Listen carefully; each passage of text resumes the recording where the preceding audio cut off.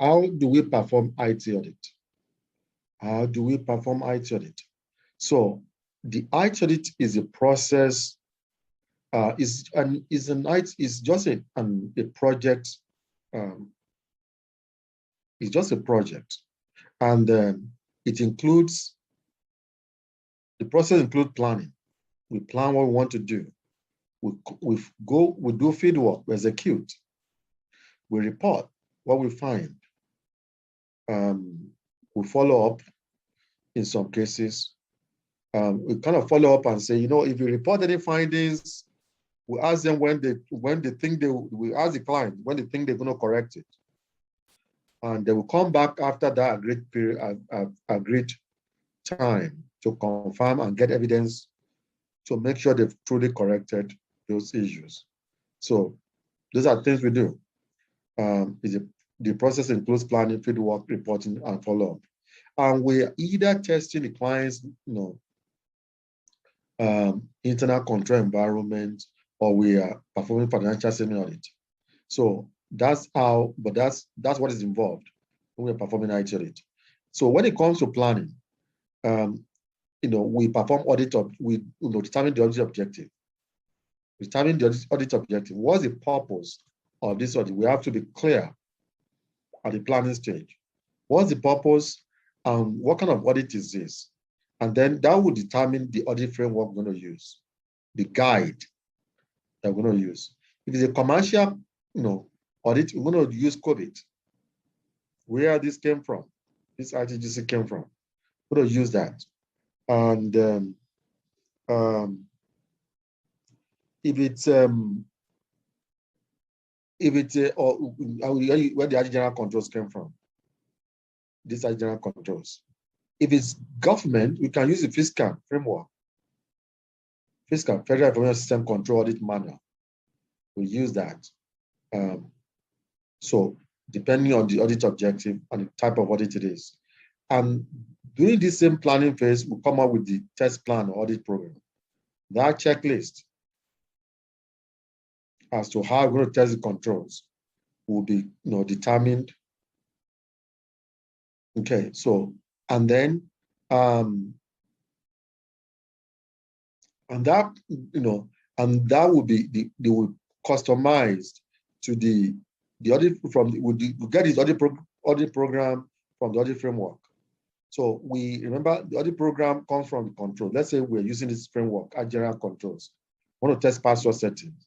We'll come up with the audit program, which will be the checklist of what we're going to look for. So the audit program is usually determined from the framework. This audit program is created from the framework that we're using. And so we customize the framework to the organization. Some frameworks are very broad. They have a lot more controls than the ones we are seeing here. But we have to customize them to the organization that we are performing audit on. And how do we do that? So silent note, this just means FYI. We will customize based on the client's environment. We select the controls that are applicable to the client environment or business. And we select controls that are financially significant. They are financially relevant. Since most of what we are doing, either financial statement audit or we're doing internal control testing, so they need to be financially relevant as financial returns. We don't care about controls that have no relevance to financial statement. And then, or we can just make sure that we pick the ones that are relevant to the business of that client and that are financially relevant. That's how we customize. We don't always test all the controls in the framework, but these ones have been streamlined, and to trust and send, we test most of this one. But where this came from, the COVID came from, we don't test all the controls. If we're working directly with that one, or we're working with fiscal, there are a lot more controls there that we don't look at. We customize them that way based on the client's environment or business, and we pick the one that are financially significant. So, and while we are putting together our controls and the program and the audit program, we can also use control metrics of the client. if we are performing internal control testing, maybe we are doing SOX testing, we can use control metrics. Is also called risk and control metrics, or RCM, or RACM. We are doing internal control assessment.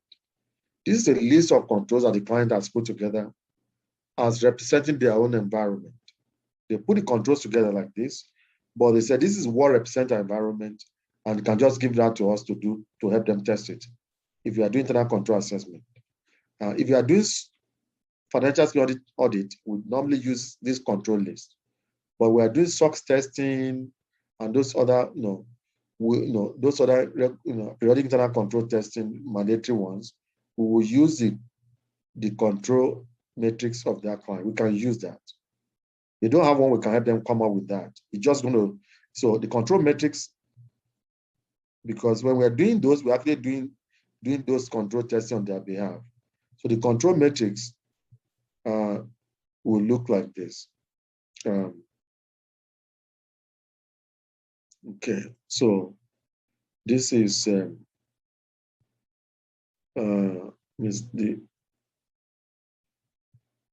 just a list of controls and the associated risk. That's what the control matrix says. List of controls and the associated risk. So this is control matrix. See, these are controls. These are the risk associated. These controls you're seeing here, this one you're seeing, these are, change management. Change management, you can see change testing, change approval, and all that. Just added some other language to it. So, and then if you don't have this control, see, if you don't have change management control, it says, this is the risk. You're going to have unauthorized changes, period. And you're going to talk about the access control. See, you're going to see things like new users, password settings, new users, terminated users. See, if you don't have those, see, you're going to have unauthorized access on your system. We're going to talk about IT operations, backup, and all that. Backups, scheduled jobs. If you don't have those, going to be unable to recover your system. Things like that. So this is just a control message. So you can see a lot of them are ITGCs. We'll talk more about this. So we can use that list. The client can give us that, and that will be the basis of that will be a list of controls we're going to work with, and then do our audit program from there, and do the control, and then do the test, the audit, perform the audit. So once we have our control list together from the framework that we're using, we're going to then come up with the audit request or PBC list. Audit request. So we'll make a request for every item that we need to perform the audit. So we'll make a request from the audit request list. We also call it PBC list or prepared by the client list. That's from the controls that we are testing.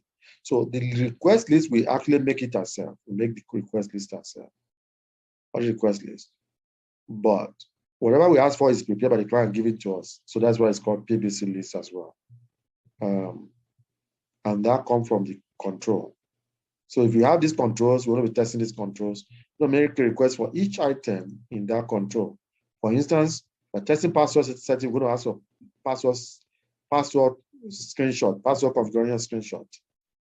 By testing new users, we're going to ask for documentation for a new users that shows their approval and their setup on the system, just so that we can confirm what is in our audit program, our audit checklist. So the request list looks like this. Request list look like this. Let me look at the one I was showing you this introduction, and then I sent you this one that is sent you the walkthrough and test of controls. Okay, so here you have the PBC items. This is the PBC list or audit request list. Like I said, auditors prepare the request list, but the clients have to provide what was requested, and that's why it's also called PBC list, prepared by the client list. The client don't, uh, the client have to respond to our request. So, but auditor normally come up with this audit request that you're seeing here. And if you look at this one here, see this column here kind of maps this request list to the control list. So we always create this request list from this control list, and not the other way around. So we must, once we know the control we're going to be testing, that will determine the request we're going to make, not the other way around. So now look at this control list. It's the one. Password settings. We have to ask for the password screenshot for it's one. Look at it here. See, we ask for screenshot showing the password configuration, the one I've shown you. So for the application we are testing is dynamics, and they want to see it at the network level, if they are not the same. So that's a C1. They gave us, we call it D5, and they gave us D5. In that folder, we have D5.